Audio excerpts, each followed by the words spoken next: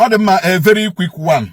Because ndị obodo umundoche nọ na Obioma Autonomous Community Council ngo Okpala nke steeti Imo ebere na ụlọ ọrụ human rights anyị wee wetara anyị report si anyị mba na o nwere ihe na-eme n'obodo a donwe ihe bidoro kamgbe 4 years mewe n'obodo a nke maybe ọtụtụ ndị mmadụ adịbeghị aware, but I want to bring it to the notice of the governor of Imo State bụ Hope Uzodinma.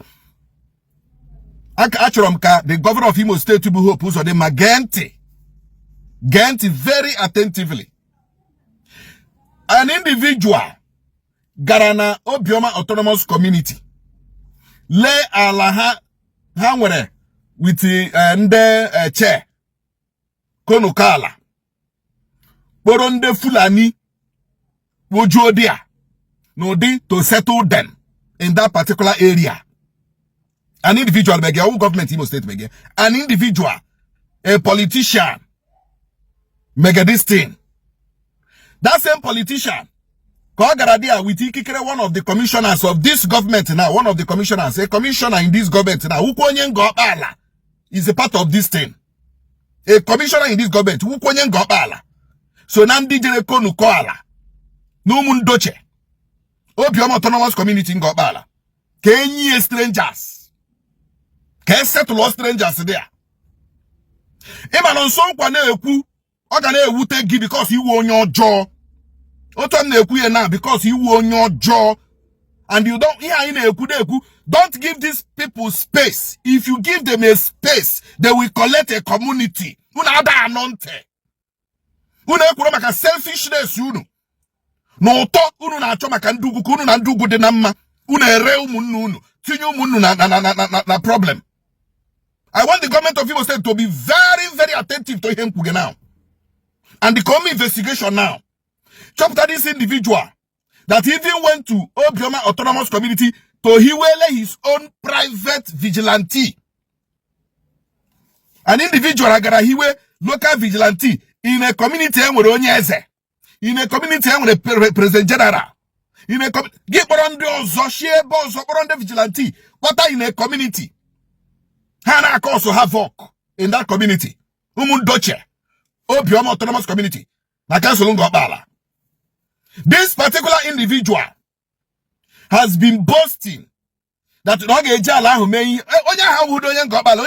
not from Ngobala.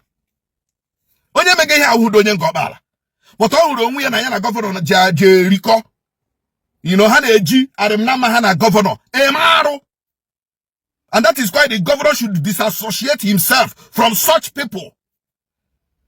Give a governor or give a leader. Ndegina harima, jiraha gine emaro, disassociate you from such people, or else agasino ununile mekogea. That is the general notion. So the governor of Imo State should come into this matter. Because what we are saying now is that these people, set a lawyer from the Fulani. Anya chohechi, una chowa na nonsonkwa, mega incite. Tomorrow na unuga putashi, nonsonkwa is inciting.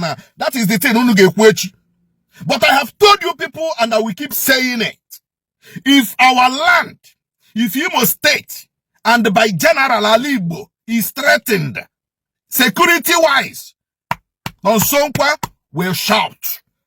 Nonsonkwa will raise alarm. The governor of Igbo State should immediately, as a matter of urgency, Umundoche, Obioma Autonomous Community, before you have one aka, before you switch now, una chobonye kurikoku, una chobonye mere komere, but unu gano kwa ihane epi una bakite. What's the so kwa kuriye now? Iheme, hey, inciting and when hustle. But I will keep raising alarm. I will keep shouting until Luna happen this place. Yeah, they quiet and peaceful and secured. The worst insecurity is insecurity from outsiders. Because I work hala. But onye ulo meye anye gidegi piage pipiamu pija saga. I'm telling you the truth. So the governor should immediately, as a matter of urgency, leba anya na ụmụ ndoche land grabbing nọ n'Obioma autonomous community nọ na nga ọkpala. Anyị achọghịkwa echi anọ na-agbara nnụnụ nni efe. Anyị achọghịkwa echi anọ na-agbara nnụnụ nni efe. I will keep raising this alarm. Now, this issue now is generating a lot of problem, generating a lot of crisis. Ihe anyị chọrọ udo, and that is why we are saying it. Ihe anyị chọrọ udo, and that is why we are saying it. The commissioner in charge of land should delve into this matter immediately. The commissioner in charge of lands should delve into this matter immediately. The governor of Imo State should also delve into this matter immediately. Amakam na agba, and agam na agba ama. Mgbala ama, wede ni emere ihe.